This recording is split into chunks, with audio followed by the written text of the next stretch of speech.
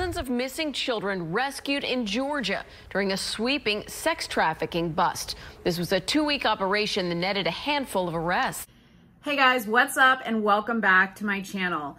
All right, so today we're going to talk about something that is not really being talked about that much in the media. It is slowly starting to creep in because I think social media influencers like myself are starting to bring more awareness to it. But as of yesterday, if you were searching up the Operation Not Forgotten or hashtag Save the Children or anything related to the 39 kids who were rescued in Atlanta and Macon, Georgia, you were hard pressed to find any information about it. I tried and it was really, really difficult. However, I wanted to take the time today to talk about it with you guys so that you guys understand how amazing this accomplishment is and why it was made possible.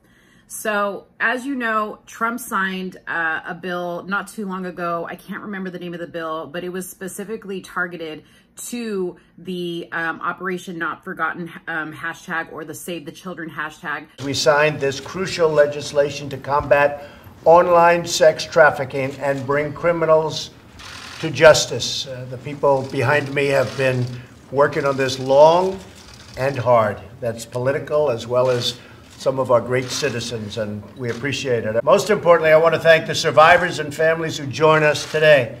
I'm signing this bill in your honor, and we are all together, politicians, both Republican and Democrat, signing this and representing this to you in your honor. So thank you all very much. We very much appreciate it. Which provided more funding for government agencies like the U.S. Marshals to be able to put together operations to target individuals that were using children for sex trafficking.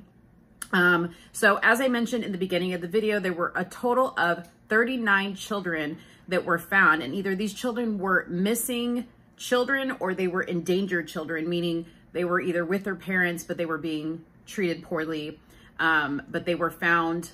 And in addition to that, 9 individuals were arrested. Now, I want to highlight that the U.S. Marshals was serving a total of 26 warrants, and they were able to make 19 arrests off of those 26 warrants.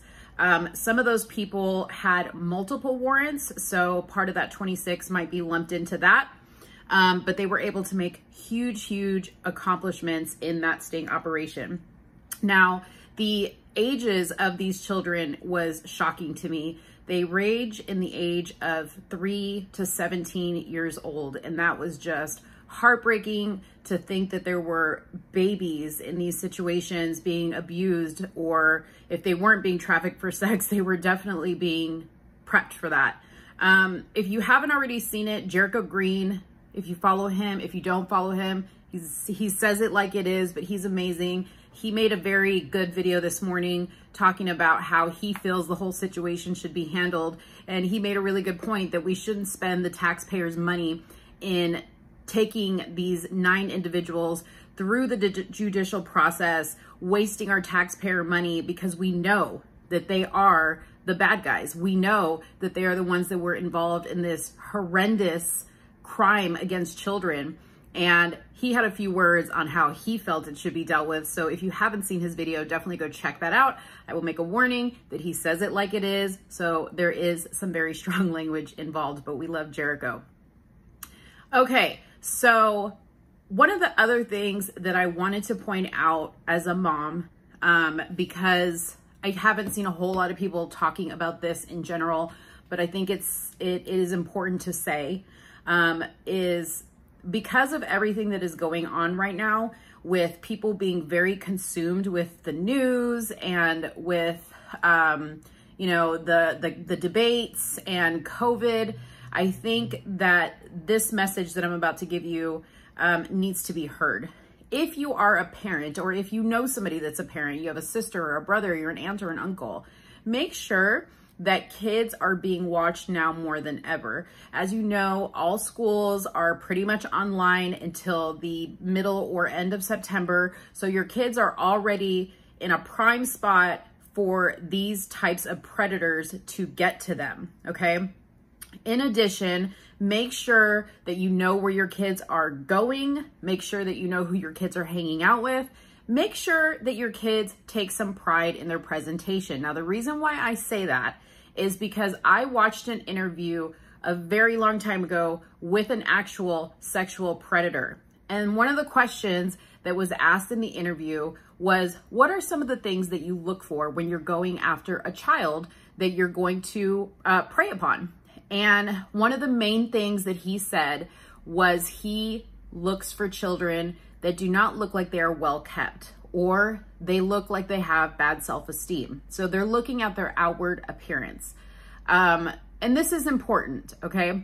Because when there's somebody looking, you know, outside, they're standing outside, they're at a park, and they're looking for a target, and they see a kid who doesn't look like he's well kept, maybe doesn't look like his parents even, you know he left the house with a dirty shirt or dirty hair, or, you know, they just have a look to them that they don't look like they have parents that really care about their well-being. Those are the targets that these guys go after. Now, they go after other kids as well, maybe kids who don't have a lot of attention at home and are looking for attention from the wrong areas, you know, so it's important to make sure that you have all the passwords to your kids' phones, that you're checking their phones, that you're checking their computers or their tablets or whatever they're you know, on every day, to make sure that they're not getting any inappropriate messages. I myself, you know, my daughter is 19 almost, and my son is 15, and I have their Instagram accounts linked to my Instagram account. So when messages come through, I see them on my phone. I don't have to go to their phone. The messages actually pop up on my phone. So that really gives me peace of mind that, you know, I know at all times who's messaging them, what they're being messaged, and whatnot.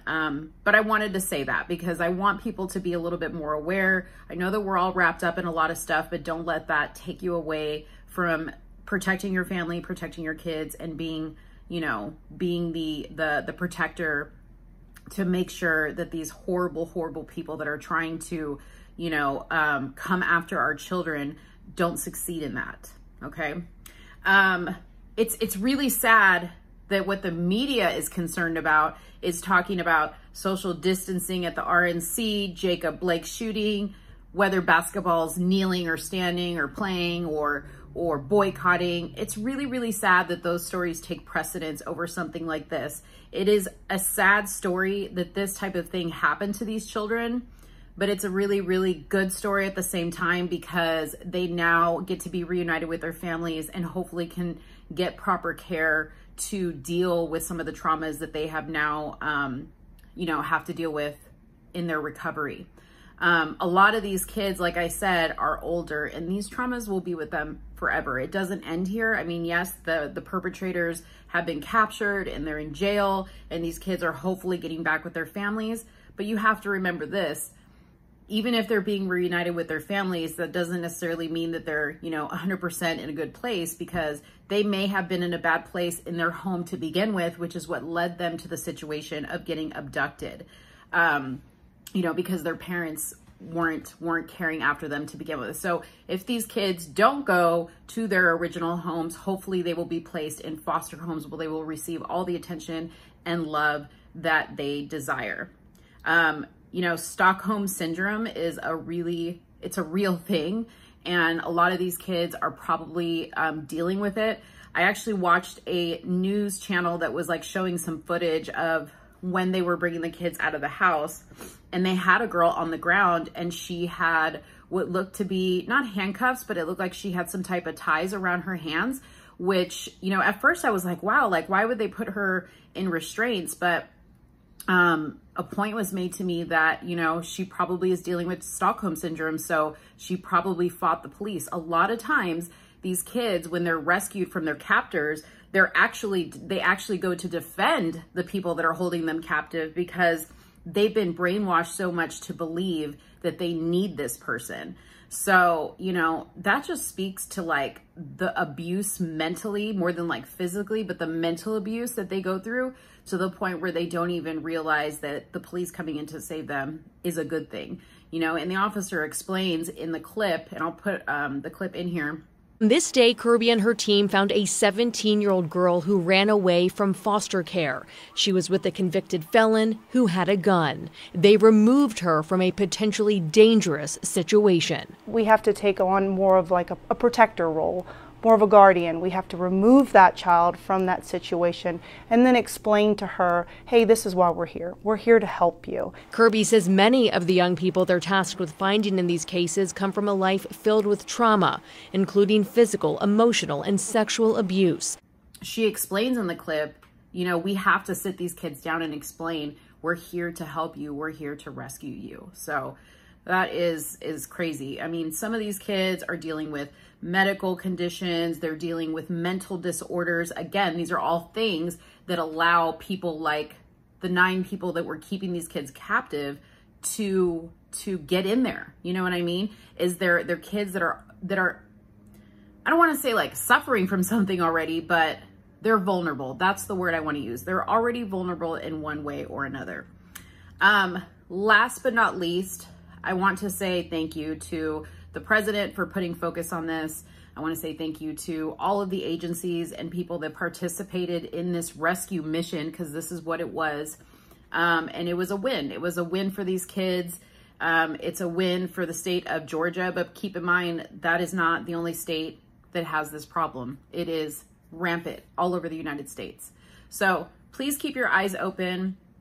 Please, if you can, share this video, share anything about it, related to it on your social media platforms, because we have to make sure that the Save the Children hashtag keeps going so that we can keep rescuing more and more kids. If you like this video, please give it a thumbs up. Don't forget to share the video with somebody you think might like it or anything else on my channel. And don't forget to subscribe. I'll be back later with another video on another topic, and I thank you guys for watching. Bye-bye.